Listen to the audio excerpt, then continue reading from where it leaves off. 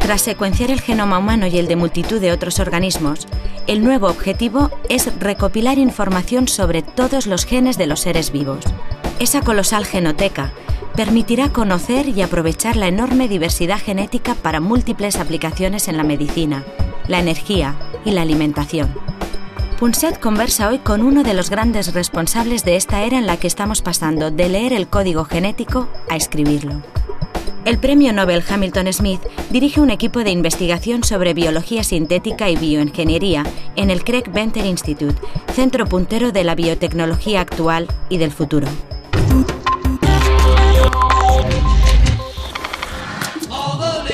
En un pasado muy remoto, las criaturas vivas eran solidarias unas con otras. En los albores de la vida, los organismos compartían la información genética sin barrera alguna entre ellos. Se pasaban genes que les proporcionaban distintas habilidades. El otro día me encontré con uno que... ¿A que no sabes lo que hacía? Pues no. Se alimentaba de glucosa. Me pasó este gen para poder digerirla. Ahora yo también puedo comerla. Y no veas, hace maravillas. ¡Me pongo las botas! Anda, ¿qué me dices? Yo también quiero. He oído decir que la glucosa da subidón. Pues sí, toma el gen y luego me cuentas. Esta era la ventaja de un mundo sin especies, un mundo con pocos secretos de estado. Pero un día, una célula se hizo más eficiente que sus vecinos y en vez de compartir dicho avance, prefirió guardárselo para sí y para su descendencia. Oye, pero qué buen aspecto tienes. ¿De dónde has sacado ese gen? Ja, ja, ja. A ti te lo voy a decir. ¡Búscate la vida! El resto de la comunidad veía cómo la solidaridad menguaba a causa de este recién creado egoísmo. Y todos comenzaron a hacer lo mismo, es decir, a guardarse sus genes para su propio beneficio. Y así nacieron las especies. Si hay alguien en este planeta que desde prácticamente el comienzo de su carrera se ha dedicado a investigar la posibilidad de crear vida, de diseñar vida en el laboratorio, este es el profesor Hamilton Smith. Y vamos a ver básicamente cómo han cambiado las cosas sin que nos hayamos dado cuenta. O sea, cuando empieza la historia de la evolución, hay un sistema de comunicación de unos seres con otros, de unas células con otras, que era horizontal y sin complicaciones. Pero después vino un sistema de reproducción que llamamos darwiniano, en que el nacimiento de una especie, bueno, exigía que murieran las anteriores y era tremendamente lento el sistema. Y lo que está ocurriendo ahora es que estamos volviendo a donde estábamos, aunque parezca extraordinario, hace 2.000 o 3.000 millones de años, ¿no? And you, now, really... Y tú ahora... Correct me if I am wrong. Oye, corrígeme si me equivoco, pero lo que estás diciendo es que volvamos al comienzo y exploremos la comunicación horizontal para que podamos diseñar la vida rápidamente mezclando todo tipo de organismos. Es esto lo que estás diciendo, ¿no? Más o menos. Así es. Tenemos herramientas y estamos desarrollando métodos para modificar e incluso diseñar nuevos organismos, principalmente con el objetivo de lograr cosas útiles. ¿Cómo qué? Como fabricar productos farmacéuticos, o productos químicos orgánicos, o biocombustibles. ¿Y en qué momento estamos en este proceso? ¿Estamos en la fase de diseñar todavía por ordenador un ADN en el ordenador y ponerlo en una célula después? ¿Insertarlo en la célula después de apretar el ordenador? ¿Dónde estamos? Tenemos que utilizar lo que la naturaleza ya ha creado. Una enzima concreta o un gen concreto presentarán muchísimas variaciones entre las criaturas vivas. Si partimos de una ruta de nuestras células para la síntesis de una proteína concreta que tiene, por ejemplo, 6 genes, y tenemos en la naturaleza 10 variaciones del primer gen, y son variaciones que hemos seleccionado de entre los organismos existentes, y luego 10 variaciones del segundo gen y 10 del tercero, etc., tendremos 10 elevado a la sexta potencia variaciones de esa ruta, es decir, 1.000.000 de rutas distintas. Y podremos elegir. Cada una con una combinación distinta, y entonces sí, podremos seleccionar y escoger las mejores en el laboratorio. Así que realmente lo que estamos haciendo es ingeniería genética. Todo sigue siendo ingeniería genética. Mucho más que biología, no es biología. Sin embargo, la técnica sintética que utilizamos ahora nos brinda una dimensión adicional, porque se pueden generar secuencias genéticas que no existen en la naturaleza. Estamos en esa fase. Ahora es relativamente sencillo sintetizar tramos de ADN y también resulta bastante barato en este momento. Bueno, o sea que a largo plazo será más barato sintetizar esos fragmentos, ¿no?, de ADN. Mucho más. Será mucho más barato sintetizarlos que intentar utilizar ingeniería genética para tomar una pieza de aquí y una pieza de allá y unirlas. Ensamblando, ¿no? Eso es mucho más difícil. Si se hace sintéticamente, en un par de días se puede conseguir.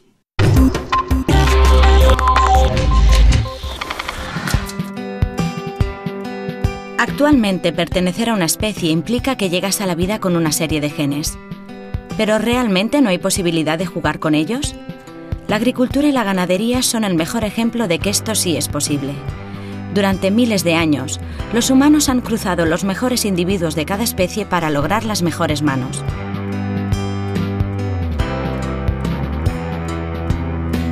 Estos geranios son un ejemplo de ello. Biológicamente hablando, serían el equivalente a una escalera de color. Tienen muchas flores, de colores llamativos, y son muy frondosos.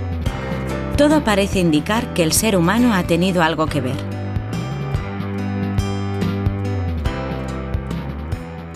En los 10.000 años que llevamos de agricultura, siempre el hombre ha manipulado las plantas y los animales y ha utilizado toda la información que tenía a su disposición para conseguir variedades mejores, utilizando toda clase de tecnologías desde muy antiguo. También ha utilizado los cruzamientos forzados, cruzando unas plantas con otras o cruzando unos animales con otros para obtener cada vez animales o plantas que fueran mejores. Bueno, la idea es muy simple. Para hacer un cruce hemos elegido una variedad padre, que hemos recogido su polen, que está en esta placa de Petri. De este polen lo aplicamos directamente a la flor de la variedad que sería la madre. Estas flores cuajarán y dentro de 2 meses darían una semilla madura que recogeremos y germinamos dentro de 1 año. En este invernadero tenemos las hijas de los cruzamientos que hicimos el año pasado. De estas 5.000 plantas iremos seleccionando y elegiremos de 0 a 5 variedades que llegarían hasta el mercado. Una de las características más deseadas en una planta de geranio es que tenga en su hoja una zona. La zona es la banda que tenemos aquí más oscura. Una de las tendencias del mercado actual es buscar, en vez de colores lisos, variación dentro del color de la flor, Como ejemplo, esto es lo que llamamos ojo, que es un color aún más oscuro dentro de un fondo más claro. Este es el resultado de un intercambio de cartas entre individuos de una misma especie. Pero imaginemos que conseguimos romper el candado que nos separa unas especies de otras y logramos mezclar nuestros genes. ¿Podrían las partidas de póker ser entre organismos totalmente distintos? ¿No nos daría esto infinitas posibilidades para conseguir la mejor mano?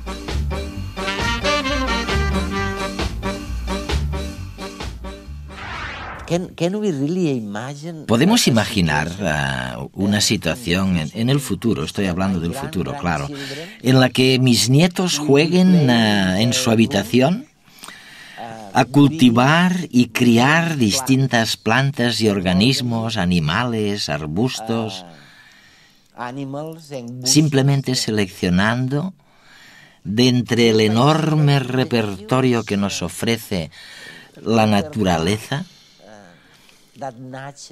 Oye, se trata de algo que realmente podemos imaginar ya, ¿no? Esto sucederá en el futuro, sí, pero por ahora la mayor parte de la ingeniería genética se realiza en organismos unicelulares, como las bacterias. Seguimos con las bacterias. Cuando llegamos a organismos más complejos, el proceso se complica. La gente siempre está asustada, ¿no?, con la posibilidad de que la clonación o la ingeniería genética se descontrole, desemboque en errores. ¿Existe realmente la posibilidad de que todo este tema se nos escape de las manos? Jamás diría que algo es imposible. Claro. En los últimos 50 años, mi campo científico ha progresado mucho más rápidamente de lo que jamás habría podido suponer. La ciencia cada vez avanza más rápido. Es difícil saber qué nos deparará el futuro. Lo único que sé es que, ahora mismo, podemos hacer muchas cosas con organismos unicelulares como las bacterias. Se pueden utilizar en fábricas para sintetizar productos útiles. ¿Cómo cuáles? Bueno, ya sabes que la mayoría de anticuerpos provienen de un modo natural de bacterias. Es verdad, sí. El etanol se fabrica en grandes cantidades a partir de levaduras, que son organismos unicelulares. Mediante ingeniería se fabrica con algunas bacterias etanol o butanol, e incluso algunos combustibles con hidrocarburos más complejos. Por supuesto, la industria farmacéutica utiliza bacterias para fabricar productos proteínicos como por ejemplo la insulina o la hormona de crecimiento. Muchos productos proteínicos se fabrican en fábricas de bacterias y se cultivan en grandes tanques. Y a menudo se ha visto que es más barato producir con bacterias que sintetizar químicamente. ¿Podremos acabar un día con las bacterias? Me refiero, ¿habrá bacterias para siempre? Sí. La Global Ocean Sampling Expedition, encabezada por Greg Venter y el Instituto Venter, descubrió que existen literalmente millones de especies de bacterias de las que no sabíamos nada. Increíble, ¿no? Y hemos podido secuenciar millones de genes. Así que ahora tenemos una base de datos con una cantidad ingente de información sobre los distintos tipos de genes. Cuando hablas de la posibilidad de combustibles, combustibles biológicos, ahora que todo el mundo mira a la gente de la calle que no para de protestar sobre los precios del petróleo, ahora que tenemos estos enormes problemas de suministro energético, ¿crees de verdad que podríamos utilizar bacterias para colmar nuestro déficit energético? Bueno, tenemos el caso del propanediol, que se fabrica en grandes cantidades. Es un ejemplo de lo que pueden hacer las bacterias. Y, por supuesto, la producción de etanol en el mundo es enorme. Brasil fabrica la mitad de su combustible para automóviles en forma de etanol a partir de la fermentación de la caña de azúcar, a través de levaduras, que son organismos unicelulares. No hay duda de que se puede crear una cantidad enorme a partir de bacterias simples o de levaduras. Siempre me gusta decir, cuando la gente me pregunta si las bacterias podrán crear suficiente cantidad, que fueron las bacterias las que crearon nuestra atmósfera. Hace varios miles de millones de años, las cianobacterias crearon nuestra atmósfera de oxígeno mediante fotosíntesis. Y déjame decirte que no creo que los biocombustibles sean la respuesta definitiva, pese a todo.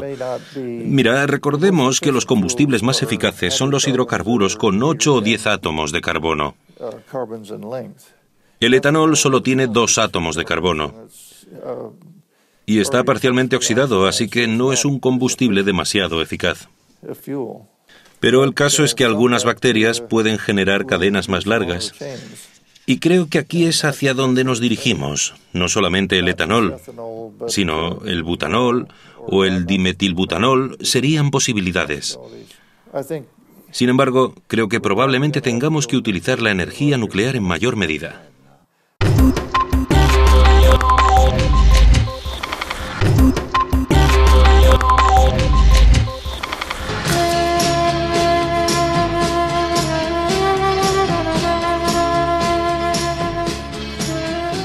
Actualmente lo que tenemos es una cantidad mucho más grande de información y por lo tanto podemos acceder a técnicas que hace solamente 10 o 15 años no nos hubiéramos podido imaginar. Toda la información sobre secuencia genética de ADN es una parte muy importante del conocimiento sobre la genética de las plantas que cada vez podemos utilizar más a fondo. Podemos utilizarlo para cambiar genes de unas especies a otras. En el proceso de la transformación partimos de callo de células, que son células que no son diferenciadas, que crecen, entre comillas, como si fuera un tumor. Y estas células son las que se inoculan con una solución de bacterias. Y una vez se inoculan las células, lo que interesa es que una de estas células incorpore un gen, el gen que tú te interesa meter en la planta. Una vez se obtienen las plantas regeneradas, por ejemplo, en este caso son plantas de arroz, se tiene que comprobar si está el gen. Como veis, estas plantas tienen un aspecto idéntico que las plantas normales, pero con la peculiaridad que llevan un gen incorporado. Para nosotros la transformación es otra herramienta de trabajo que tenemos, como son las técnicas de cultivo in vitro y como son muchas técnicas que tenemos aquí en el laboratorio. Y después el uso que se puede hacer con todas estas técnicas pues es como todo en ciencia, ¿no? Que depende del uso que haga cada uno. Yo creo que gracias a la transformación hemos aprendido muchas cosas, sabemos cómo funciona más la genética de las plantas, los genomas, y para los científicos es un paso más adelante. El intercambio de genes entre especies produce la rotura de los candados que se establecieron hace millones de años. Sin embargo, parece que el ser humano es capaz de llegar todavía más allá. ¿Seríamos capaces de crear nuevas cartas para la baraja de la vida en el futuro? ¿Podríamos crear genes en el laboratorio?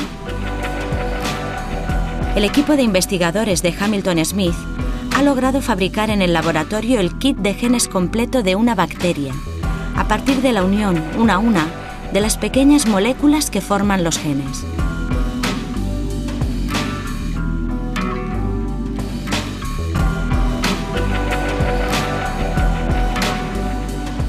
El siguiente paso es introducir este kit en una bacteria de otra especie y demostrar así que es posible crear organismos enteros en el laboratorio.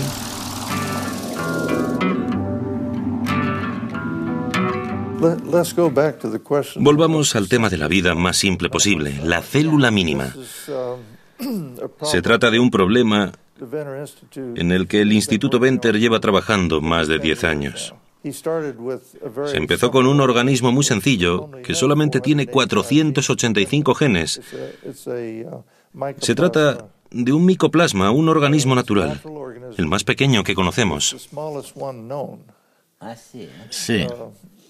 Tiene 485 genes codificantes de proteínas y 43 genes de ARN.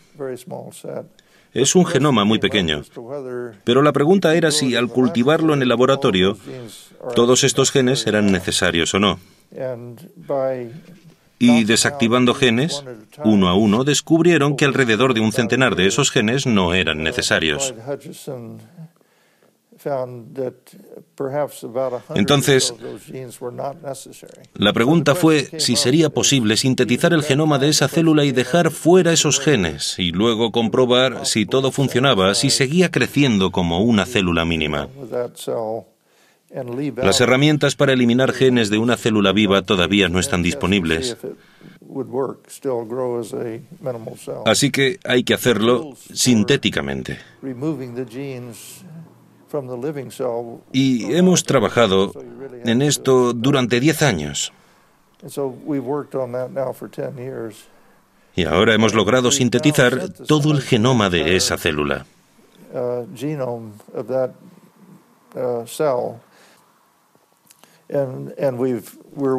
Actualmente estamos trabajando en los métodos para trasplantar el genoma sintético a un citoplasma. De una célula. Eso es. Se toma un citoplasma vacío. Básicamente, se saca el cromosoma que hay en la célula. Y luego se coloca el cromosoma sintético en el citoplasma que empieza a funcionar y a dirigir la célula. Por eso lo llamamos célula sintética, porque obtiene instrucciones de un cromosoma sintético.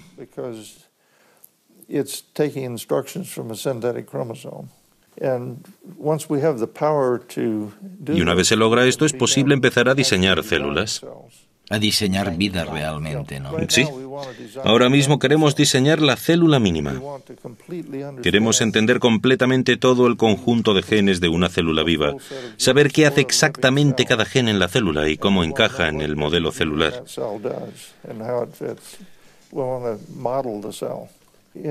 De modo que en el futuro, como a Craig Venter le encanta decir, pasaremos de leer el código genético a escribirlo. Pasaremos a diseñar vida por primera vez, ¿no? Hemos diseñado el cromosoma sintético que hemos creado. Y aunque se parece mucho a un cromosoma natural, lo hemos diseñado. En el futuro, esperamos saber lo suficiente como para diseñar incluso más cosas de las que podemos diseñar actualmente.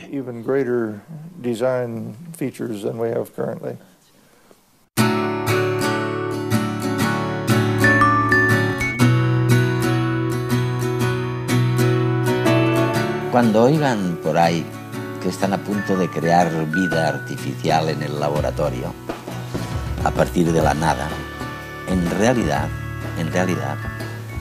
tendrían que saber lo que está ocurriendo.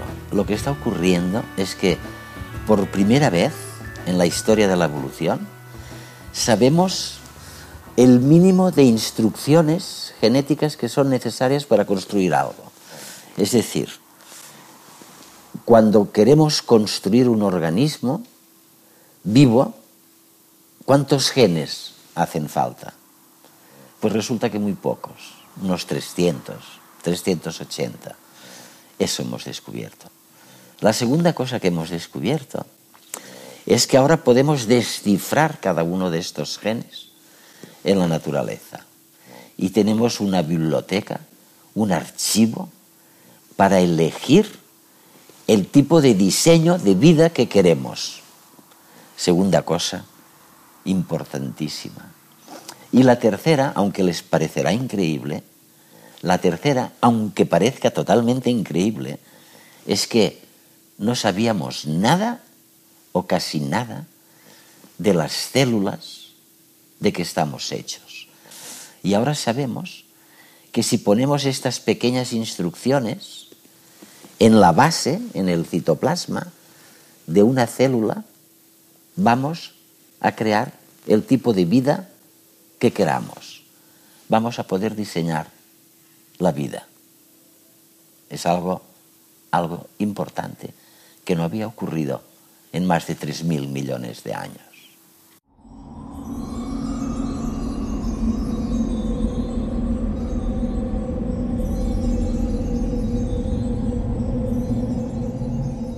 Ah.